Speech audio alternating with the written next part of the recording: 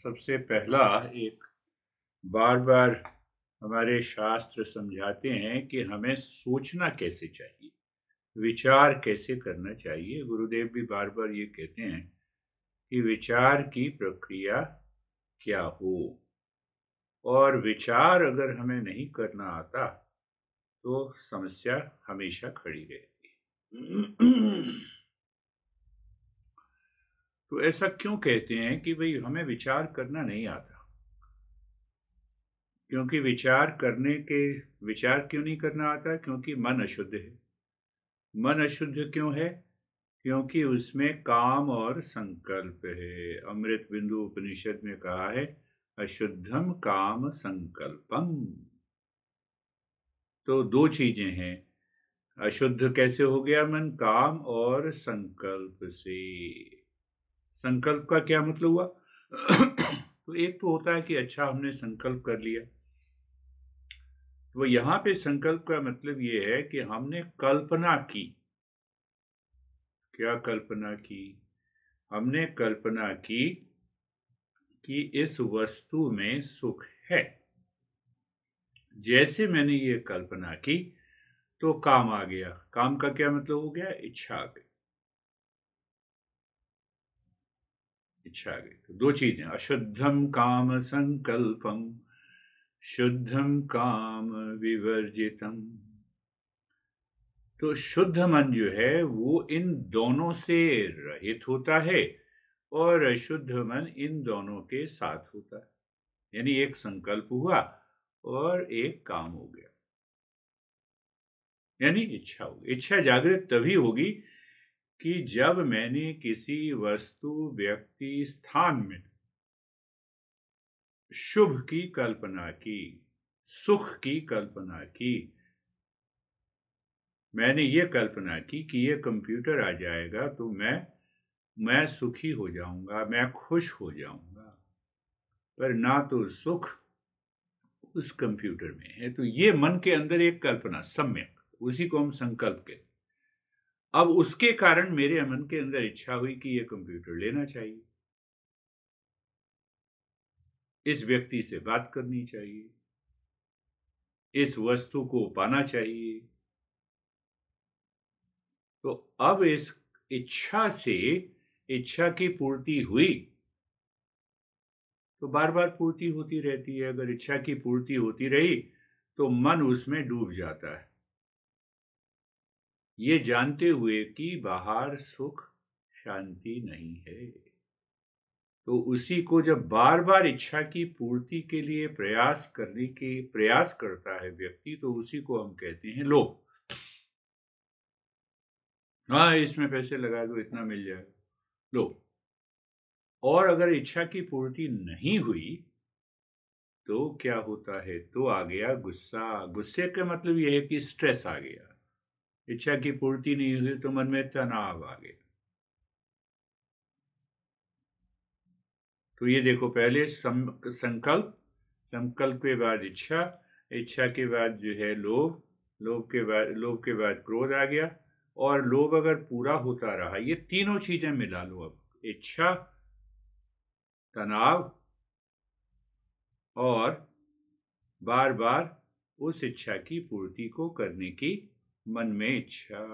तो इन तीनों चीजों से क्या हुआ? भ्रम पैदा हो गया, माया। इसी को माया कहते हैं। भ्रम क्या पैदा हो गया कि बाहर वस्तु, व्यक्ति, स्थान में सुख है, तो हमारी मन की यात्रा बस चलती रही। मन अब 24 घंटे उसी उधेड़ बुन में लगा रहता है। उसी को हम भ्रम कहते हैं। और भ्रम से पैदा होता है अहंकार। हाँ, ये सारी चीजें मैंने तो की हैं, मेरे से पूरी हो रही। और अहंकार के बाद आती है ईर्ष्या। तो अब ये देखो, ये 6 चीजें ये मिली और एक संकल्प मिल गया। अब हम इस पर विचार करते हैं कि हमारे गुरु लोग क्यों कहते हैं कि हमें विचार करना नहीं आता। ये जो सातों चीजें मिली, इससे मन की स्वभाव, मन का प्रकृति बदल जाती है, मन की अवस्था बदल जाती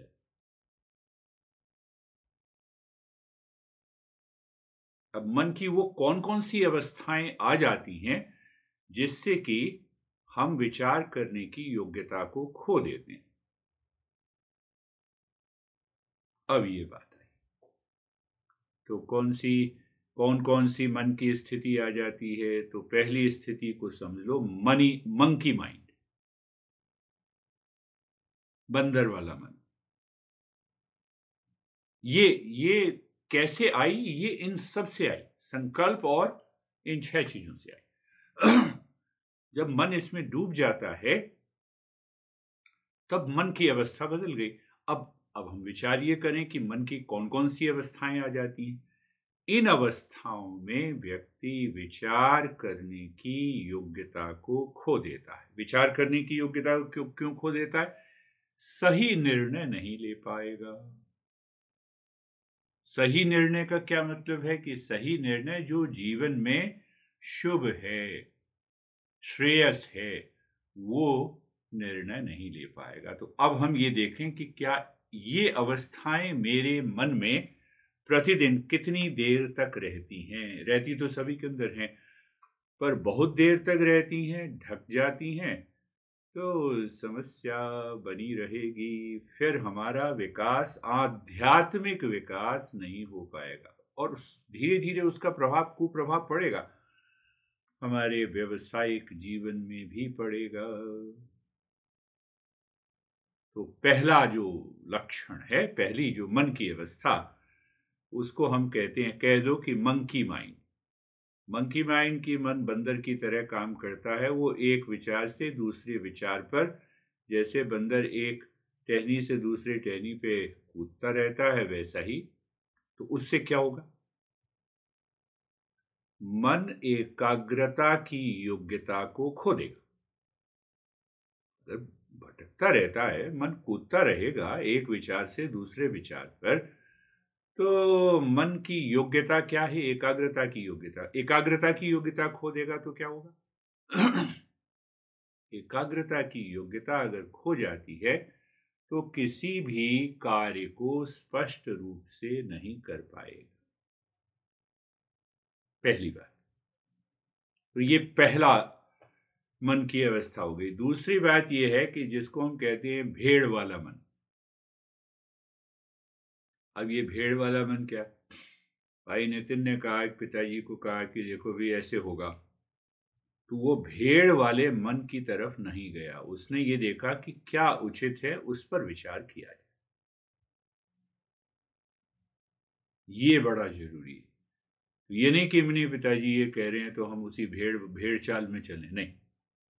हम ये देखें कि उसमें क्या सही है, और इतना संकल्प, इतना दृढ़ निश्चय और इतना बल होना चाहिए कि हम भेड़ चाल में ना जाकर जो स्पष्ट बात है उस पर हमने विचार किया और वो हमने व्यक्त किया। ये बड़ा जरूरी है, तभी जाके सुख आता है। कहीं भी किसी समस्या में मैंने पिताजी हैं तो क्या करें, ऐसा ही कर ले, नहीं करना। ये देखना है शुभ क्या है, विचार की अभिव्यक्ति होनी चाहिए। तो एक भेड़ चाल हो गई। भेड़ चाल में क्या होता है? जैसा चल रहा है वैसा ही चलता रहे। अच्छा, अभी तो दोस्त पैसा दे ही रहा है, पर इस पर विचार नहीं किया कि एक दिन वो दोस्त पैसा देना बंद कर देगा, तो भेड़ चाल हो गई। नहीं नहीं, बड़ा अच्छा दोस्त है, अब दुश्मन हो गया, क्योंकि विचार हमने पहले नहीं किए। भेड़ चाल। तो ये दूसरे तरह का मन हमारे अंदर आ जाता है। ये सभी तरह के मन हमारे अंदर आ जाते हैं, जिससे कि गुरु हमेशा कहते हैं कि विचार करो। तो विचार करो, तो सबसे पहले तो हम ये जान लें कि भाई विचार करने की योग्यता हमने खो दी है।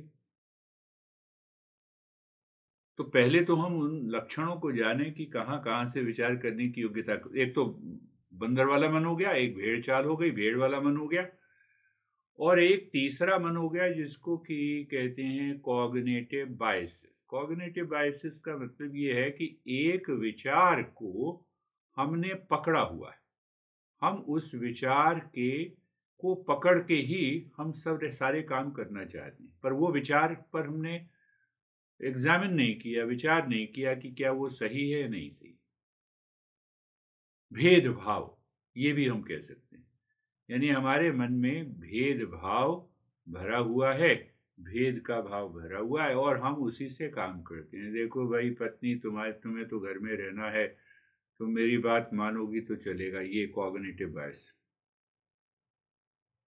बल्कि उसको बिठा के हम एक साथ चलें, तो किसी एक विचार को हमने पकड़ लिया और उसी विचार पर हम चलते रहे, अंधे हो गए।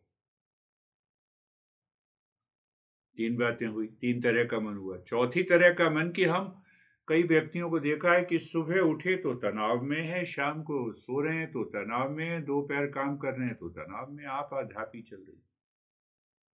मन के अंदर जो है स्पष्टता नहीं है, मन के अंदर रिलैक्सेशन नहीं, स्ट्रेस्ड माइंड है। सुबह उठे, अरे देर से उठे तो साधना नहीं होगी, स्ट्रेस माइंड। ये 24 घंटे इस तरह का मन, अगर सारे इस तरह के मन हमारे जीवन को चलाते हैं, तो हमारे अंदर विचार करने की योग्यता खो जाती फिर हम दुखी हो जाते। उसी तरह से ये कहो कि strong likes and dislikes mind. खाना आया, खाना पसंद नहीं, दाल क्यों नहीं बनाई, यही वाली दाल तो मुझे पसंद है। तो बिना बात ही भोजन के ऊपर भी हम वाद विवाद करते हैं घर में। अरे भोजन आया, प्रेम से बनाया, ईश्वर को समर्पण किया और खा लिया। उदाहरण के लिए strong likes and dislikes mind, बड़ी गहरी पसंद और नापसंद है, ऐसा वाला मन भी बेचैनी में रहता है। फिर और एक और मन कहो, मनी माइंड। सुबह उठने से शाम को सोने तक मेरा मन पैसे में भागता रहता है, मनी माइंड भी हो। फिर एक मन हो गया, जिसको कि कहोगे डिस्ट्रैक्टेड माइंड। क्या हो गया? पतंजलि ने कहा 3 तरह का मन, क्षिप्त, विक्षिप्त, मूढ़ मन। ये तीनों तरह के मन भी हमारे, तो इस तरह के और भी हम कई प्रकार के मन का निरीक्षण करके हम बना सकते हैं कि हमारे जीवन में मन किस तरह से कार्य करता है। तो उसमें विचार अगर हम करें तो इस तरह के मन विचार करने की योग्यता, शुभ विचार करने की योग्यता को खो देते हैं। 24 घंटे हमें ये देखना है, अब इसको पहचाने कैसे? तो हमें ये देखना है कि 24 घंटे जब से हम सुबह उठें और रात में सोते समय एंजाइटी है, स्ट्रेस है, मन के अंदर कोई कुंठा है, मन किसी बात को लेके जबरदस्ती बैठा हुआ है, अगर ऐसे विचार और भाव हैं तो इसका मतलब मन ने सुविचार करने की योग्यता को खो दिया है। एकदम हमें अलर्ट हो जाना चाहिए, एकदम हमें सनने नहीं, देखे जरा ये मन तुम कहाँ जा रहे हो, क्यों ये इस तरह का विचार क्यों कर रहे हो, किसी के प्रति तुम गलत विचार क्यों कर रहे हो, किसी के प्रति तुम्हारा लगाव इतना ज्यादा, आसक्ति क्यों है, कोई पसंद और नापसंद जो है तुम क्यों कर रहे हो?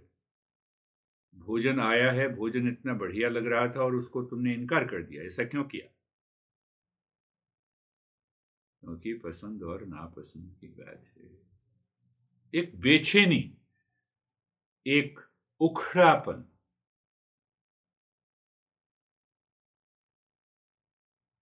एक क्षिप्त मन 24 घंटे अगर ये बना रहता है तो हमें ये समझना चाहिए कि हमने विचार करने की योग्यता को खो दिया है। आध्यात्मिक उत्थान होना मुश्किल हो जाएगा। किसी चीज पर हमने विश्वास कर लिया और खोज नहीं की कि क्या वास्तव में ये विश्वास करने योग्य है या नहीं।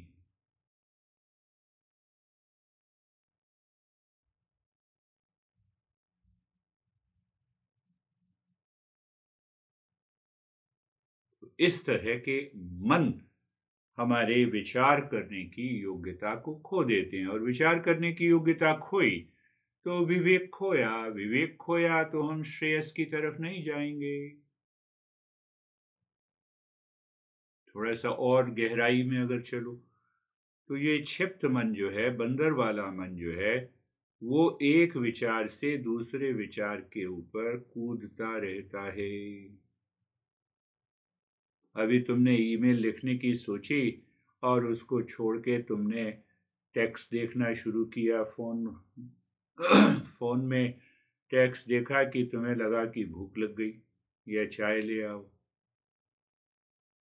एकाग्रता का अभाव,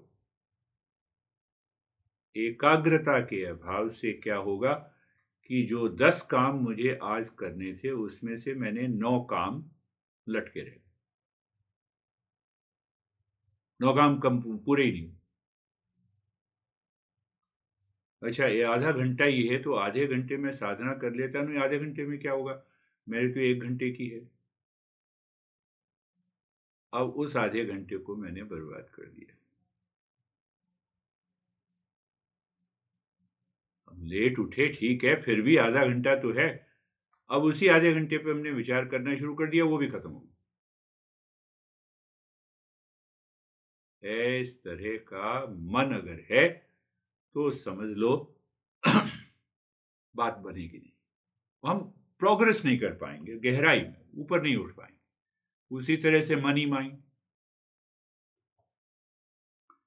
कि हमारा मन ये देखता है कि किस तरीके से, किस भाव से, किस विचार से कुछ ना कुछ प्रॉफिट हो जाए, इसी उधेड़ बुन में लगा रहे।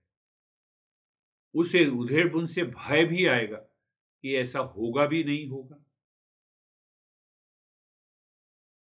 ये अच्छा किया, बहुत से लोग बहुत सारी नौकरी बदल देते हैं, तुमने एक नौकरी पर अपने मन को टिका के रखा, ये अच्छा हुआ। पर उस नौकरी पे मन को टिका रखने के बाद मैं अपनी योग्यता को अगर नहीं बढ़ाता हूं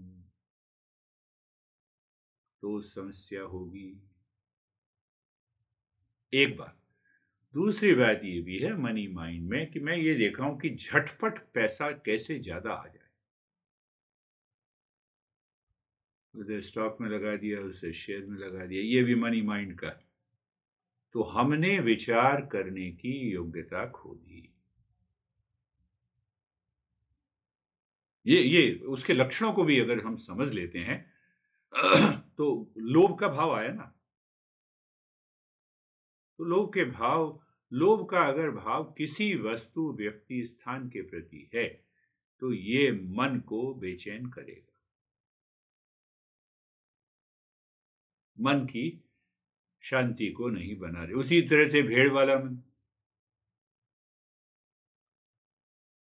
कि हमने किसी बात को और किसी परंपरा को हमने समझ लिया, बस उसको विचार से, जैसे कि उदाहरण के लिए कि हम गुरुदेव के पास गए, आश्रम में गए साष्टांग दंडवत प्रणाम शरीर से तो किया, शरीर से ही करते जा रहे हैं, मन से नहीं किया। ये भेड़ चाल,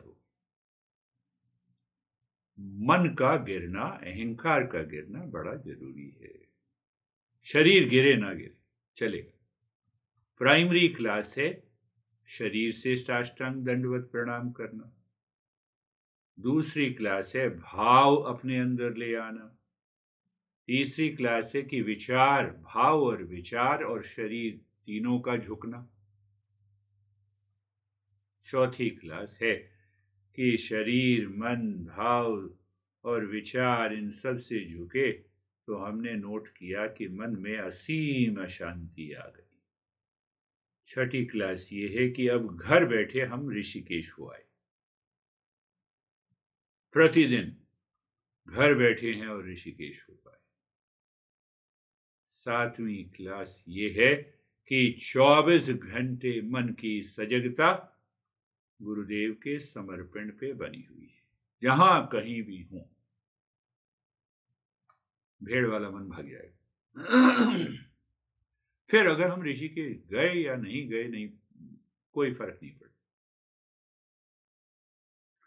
ऋषिकेश जाने में एक भाव ये भी रहता है ना, अहंकार का भाव, कि मैं हो आया, मैं गया था। और जाने का मेन मकसद यही है कि ये अहंकार गिर जाए। वो गिरता नहीं, उसी को भेड़ वाला मन कहते हैं।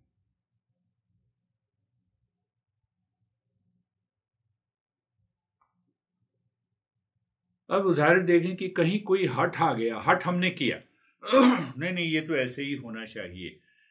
हठ के बाद उसमें क्रोध आ गया, उसमें ईर्ष्या आ गई, तो ये इसी को हम कहते हैं cognitive biased mind, narrow thinking है, नैरो थिंकिंग।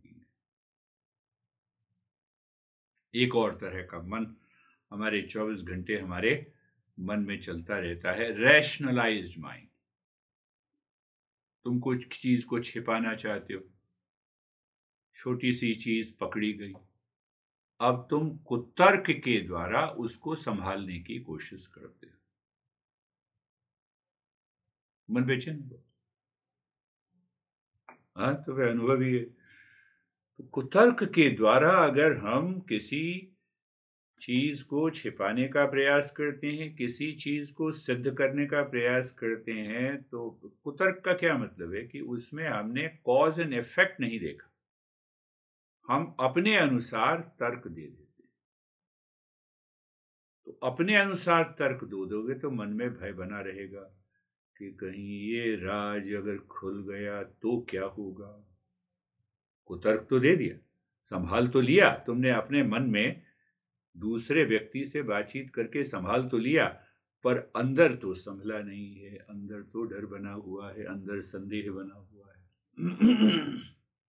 ऐसा मन, देखो क्या क्या बात है गुरुदेव की, कि विचार करने की, हमें विचार करना नहीं आता। तो हमने क्या समझा कि विचार करना क्यों नहीं आता, तो हमने यात्रा शुरू की कि भाई अशुद्ध मन है। तो अशुद्ध मन की दो बातें हैं, अशुद्ध मन, अशुद्धम काम संकल्पम, काम और संकल्प। तो हमने संकल्प की परिभाषा देखी, और उसके बाद उस काम के 6 रूप देखे, काम, क्रोध, लोभ, मद, मोह, मात्सर्य, ऐसे। हाँ, तो वो ये 7 लक्षण देखे। इन 7 लक्षणों से मन में अगर ये 7 चीजें रहेंगी तो हमारे मन की अवस्थाएं कैसे कैसे बदल देती हैं, जिससे कि हम विचार करने की योग्यता को खो देते। ये हमने समझा। फिर हम गपशप में लग जाते हैं। ये योग्यता हमने विचार करने की योग्यता को, तो उसको मैंने क्या किया, उसको मैंने अलग अलग मन की अवस्थाओं में बांट दिया, जिससे कि हमें समझने में आसानी हो। Money mind, monkey mind, sheep mind, rationalise mind, cognitive bias. तो अब हमें उसके लक्षणों का भी पता लगा, और सुबह से शाम तक अगर हम देखेंगे कि मन इन अवस्थाओं में भागता रहता है, अरे विचार करने की योग्यता खो दी, प्रोग्रेस नहीं होगी, जो शुभ है मैं उस तरफ नहीं देख रहा हूं, तो हमें समझने में आसानी होगी। एक साधक फिर इसको समझ के साधक यो अपनी योग्यता को बढ़ाने का प्रयास कर सकता है। और भी देखो, स्ट्रेस्ड और एंग्री माइंड, कई लोगों को देखा होगा ना, एकदम बिल्कुल सुबह भी उठे, सुबह भी बात करो तो भी बड़ा तनावग्रस्त रहते हैं।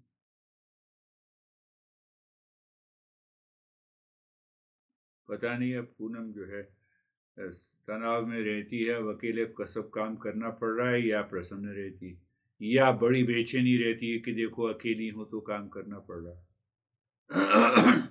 पहले तो चलो कोई बात हो जाती थी। तो स्ट्रेस्ड एंड एंग्री माइंड में क्या होता है कि प्रतिक्रिया हमारा मन सुबह उठते ही प्रतिक्रिया कर देता, नहीं नहीं नहीं, सुबह उठना है, काम करना है, काम सबको करना होता है, हम सबको करना है, प्रेम से उठो, शांति से उठो, शांति से। मन में प्रतिक्रिया का भाव अगर बना रहता है तो हम, इसका मतलब अभी हम साधक की योग्यता की तरफ नहीं बढ़े हैं।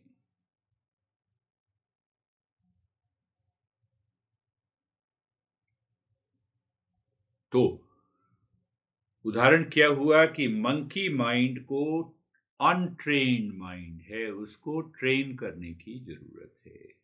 शीप माइंड का मतलब यह है कि मन के अंदर जो पुरानी चीजें छिपी हुई है, जिनसे कि हम जुड़े हुए हैं, उनको समझने की जरूरत है और वहां से उसको दूर करने की जरूरत है। नहीं तो हमारे विचार करने की योग्यता जो है वो भ्रम में हम विचार करेंगे, और भ्रम में विचार करने की योग्यता, भ्रम में विचार करना अगर करते रहे तो तनाव जीवन में रहेगा। ये देखो, केवल समझ से ही, ज्ञान से ही ये समझ आ सकती है। तुम कितनी भी सांस ले लो, बाहर निकाल लो, ध्यान कर लो 24 घंटे, पर मन की अगर वो अवस्थाएं बनी रहेंगी, उसको हमने समझा नहीं है, तो वो ध्यान में भी बाधा करेंगी। 1 घंटे फिर क्या होता है, फिर 1 घंटे हमने ध्यान किया, बहुत अच्छा लगा, और उसके बाद मन की ये अवस्थाएं वापस आ जाती हैं, वापस उसी तरह से हम व्यवहार करने लगते हैं, और उसी तरह से व्यवहार करने लगे तो समस्या बनी की बनी रह गई। तो इसीलिए सारे संत हमारे कहते हैं कि हमने विचार करने की योग्यता को खो दिया है। जब तक ये विचार करने की योग्यता हमारे नहीं आएगी, वो कैसे आएगी? वो सत्संग से आएगी, बार बार सुनने और समझने से आएगी, श्रवण से आएगी, और उससे बार बार समझने से आएगी तो हम सजग हो जाएंगे 24 घंटे। इस हफ्ते पूरी तरह, 2 हफ्ते जो है तुम पूरी तरह से सजग रहना। अब ये देखो कि जितनी तरह के मन हैं, जिसने विचार करने की योग्यता को खो दिया है, ये 24 घंटे हमारे मन के अंदर बने रहते हैं, तो क्या हुआ? अशुद्धियां, इम्प्योरिटीज, मल हमने मन के अंदर जमा करने शुरू कर दिए। अभी एक संशय था नितिन के अंदर कि भाई मैं पिताजी को ये कहूं ना कहूं। मैंने कहा बिल्कुल कहो, पर कहो ऐसे प्रेम से कहो, तर्क युक्त कहो, योग्यता के साथ कहो। तो वो जो अंदर भय रहता है, भेड़ वाला मन के अंदर भय है, तो उसने सुना और कहा, तो कहा तो दिशा, पूरी घटना की दिशा बदल गई। उखड़ के नहीं कहा, बेचैन होके नहीं कहा। तो देखो वो सत्संग का प्रभाव पड़ता है। अन्यथा क्या है कि इन मन की इन परिस्थितियों से, मन के इन स्वभाव से हमारा मन अशुद्धियों को जमा करता रहता है, और फिर वो पुराने जन्म की स्मृति के साथ जुड़ जाती हैं, और उसी से हमारा व्यक्तित्व बनता है। उसी से हमारा व्यक्तित्व बनने का क्या मतलब है? कि हम उसी तरह के विचार, उसी तरह के काम करना शुरू कर देते हैं। तो हमारे शास्त्रों ने ये कहा कि देखो कि हमने जब ये बात समझ में आ गई तो मन की शुद्धि आवश्यक है, ये समझना। अब संस्कार इतने बने हुए हैं, हमारा मन फिर उन्हीं चीजों की तरफ भागता है, तो उसके लिए हमें साधना करनी पड़ेगी।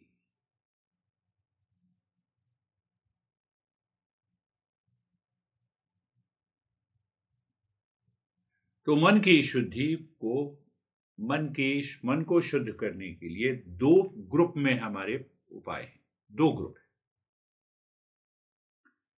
एक ग्रुप में है जिसमें कि हमें कुछ करना है, मन के विचारों को बदलना है, और बहुत सारी साधनाएं हैं पहले ग्रुप में हम उसकी चर्चा करेंगे, धीरे धीरे हम उसी तरफ बढ़ रहे हैं। पहले ग्रुप में क्या आता है?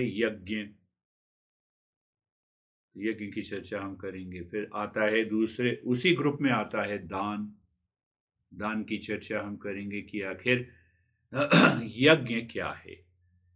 तो क्या हम 24 घंटे जो हम डेली यज्ञ करें ना, एक तो यज्ञ करने का मतलब ये है कि हवन वगैरह हम बाहर कई चीजों के लाके मंत्र उच्चारण से हवन करें। तो हम यहाँ हवन यज्ञ करेंगे ज्ञान यज्ञ के द्वारा मन की शुद्धि करें। ज्ञान का मतलब क्या है? समझ के द्वारा, मन के विचारों के द्वारा हम हवन करेंगे।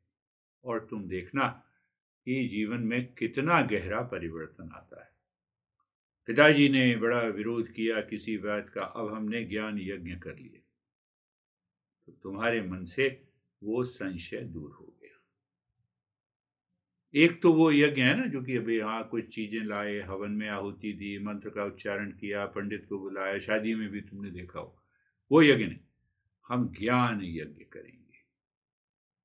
साधक को ज्ञान यज्ञ के प्रति सचेत होना चाहिए और उसका भाव हम लेंगे गीता से। फिर दूसरा भाग है दान का। तुम किसी को कुछ दे रहे हो तो बड़ा संकुचित मन से दे रहे हो, और जब देना ही है तो भाव से दे रहे हो कि ये ईश्वर से आया और मैं इसको ईश्वर के रूप में ही नितिन को दे रहा हूं। इसका प्रभाव बहुत गहरा पड़ेगा।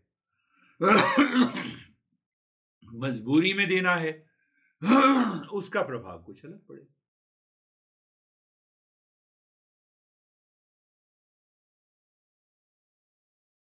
उसी तरह से शारीरिक दान होते हैं, मानसिक दान होते हैं, ज्ञान दान सबसे बड़ा कहा गया।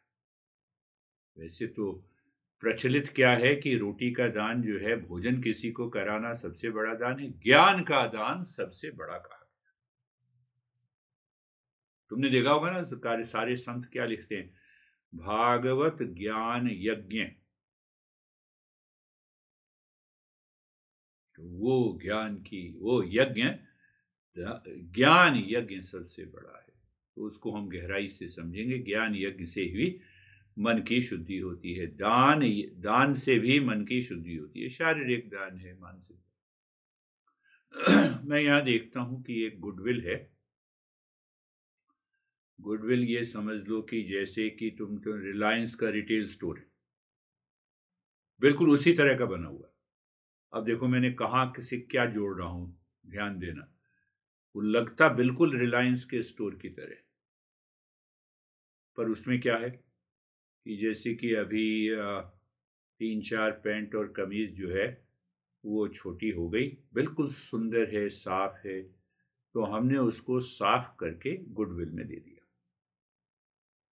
बिना किसी पैसे। अब उन्होंने फिर उसको चेक किया, उसको फिर साफ किया, और जो $15 की एक शर्ट मिलती है तो उसको $5 में कर दिया, क्योंकि मैंने तो फ्री दिया।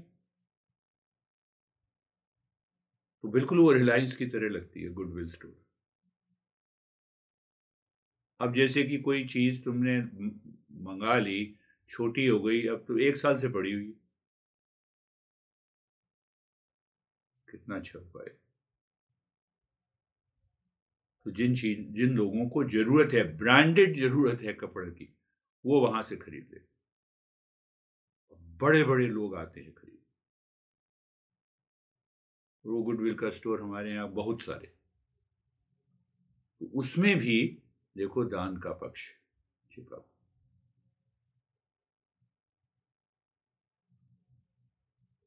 ये देश इतना बड़ा है, इतना ऊंचा हो गया है इन सब कारणों से। तीसरी जो मन की शुद्धि किस प्रकार होगी? तप से होगी। तप का मतलब यह है कि एक सेल्फ डिसिप्लिन हमारे जीवन में है, शारीरिक स्तर पे, मानसिक स्तर पे, भावनात्मक स्तर पे। चौथी जिसकी हम चर्चा और गहराई में हम उसको जाएंगे, उसका प्रयोग भी करेंगे, जप। एक दो हफ्तों के बाद फिर हम जप को समझेंगे और उसके बाद उस जप को कम से कम 4 साल तक छोड़ना नहीं। और फिर देखो कि कितना विकास होता है।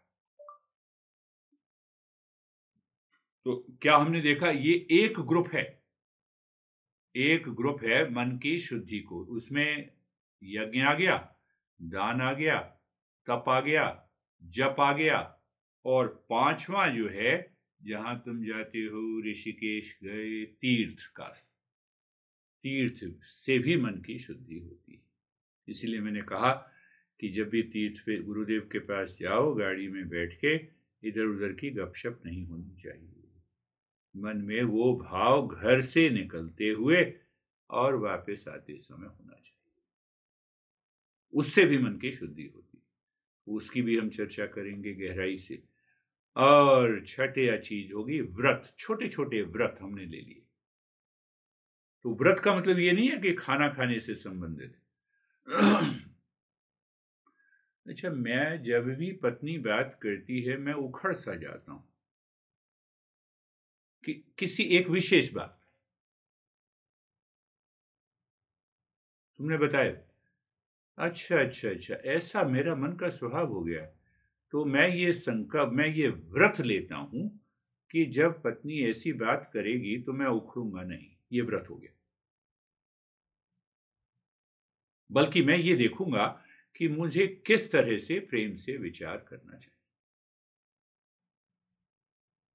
मन की शुद्धि व्रतों से भी होती है। तो शारीरिक व्रत भी होता है, मानसिक व्रत भी होता है, भावनात्मक भी व्रत होता है। ये सब समझने की बात। एक तो समझ, और समझ के साथ उसको जीवन में अपनाने की बात।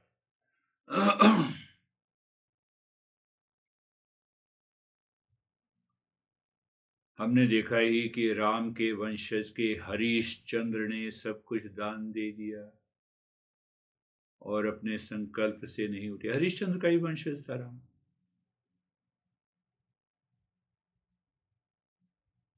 दान में हमने छोटी चीज, मैंने अब जैसे गुडविल का बताया, छोटी से छोटी चीज, छोटी से छोटी चीज। अभी 2 हफ्ते रहने आए थे ऑस्ट्रिया से एक व्यक्ति, तो साधना के लिए आए थे।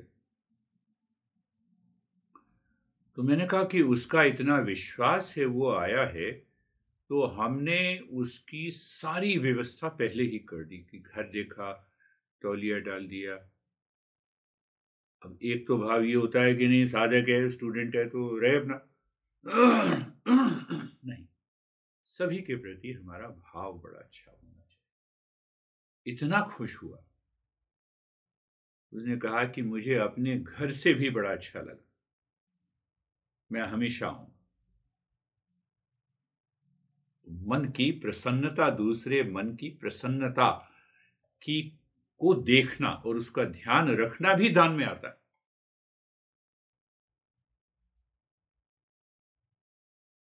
अपने पति और पत्नी की प्रसन्नता को ध्यान में रखना और उसको, उसका निर्वाह करना भी दान में आता है। उसकी भी चर्चा हम गहराई से करेंगे।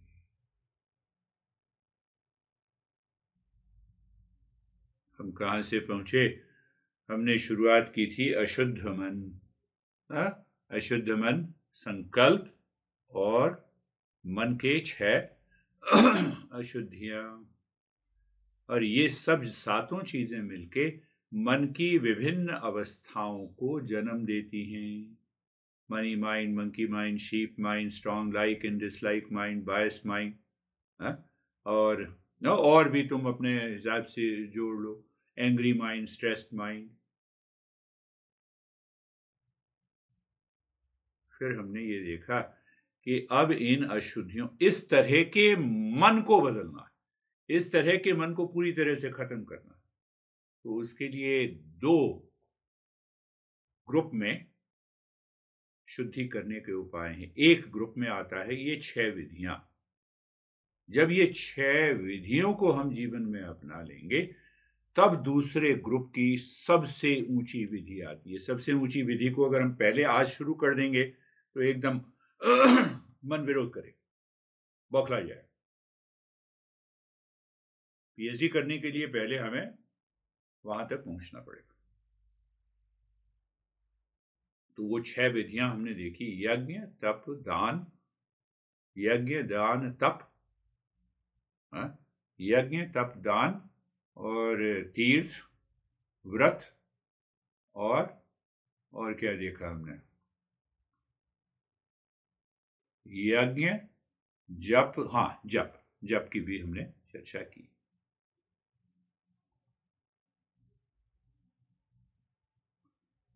अब ये देखें कि आखिर ये सब हम क्यों कर रहे हैं।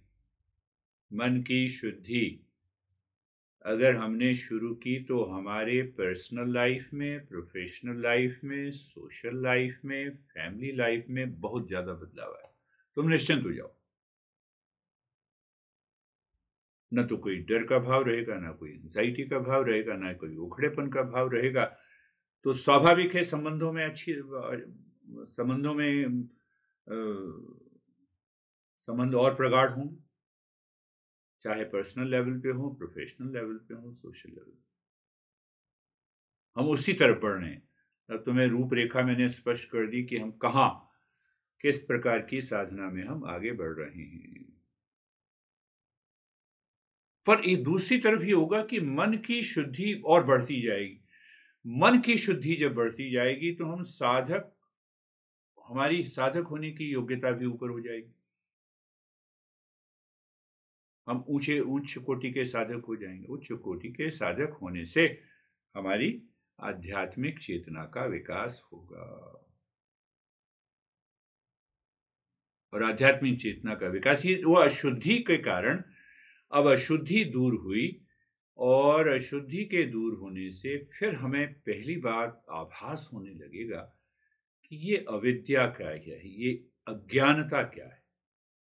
हमें ये लगेगा कि ये उखड़ापन, अशुद्धि पहले स्तर पे अशुद्धि से आया, पर और गहराई के स्तर पे हम देखेंगे ये तो अज्ञानता का लक्षण है, और अज्ञान को दूर करने के लिए हमें ज्ञान चाहिए।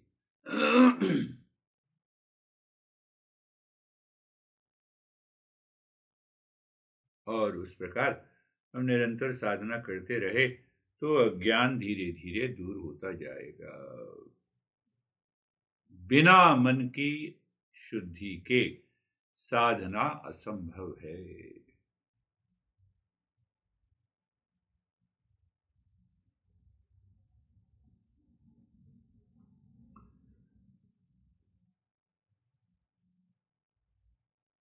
बहुत सारे संत ये कहते हैं, शास्त्रों में लिखा है कि जिसको इस पर लगन लग गई है कि मन की अशुद्धि को दूर करना है, वो पुराने संस्कारों के कारण होता है कि मेरे संस्कार पिछले जन्म के अच्छे थे और वो प्रकट हो रहे हैं, और उसके कारण लगन आ रही, उसके कारण संकल्प आ रहा है। तो वो संकल्प के कारण हमने मन की शुद्धि की तरफ ध्यान दिया, मन की शुद्धि की साधना की, तो आध्यात्मिक विकास स्वाभाविक रूप से होता चला जाएगा।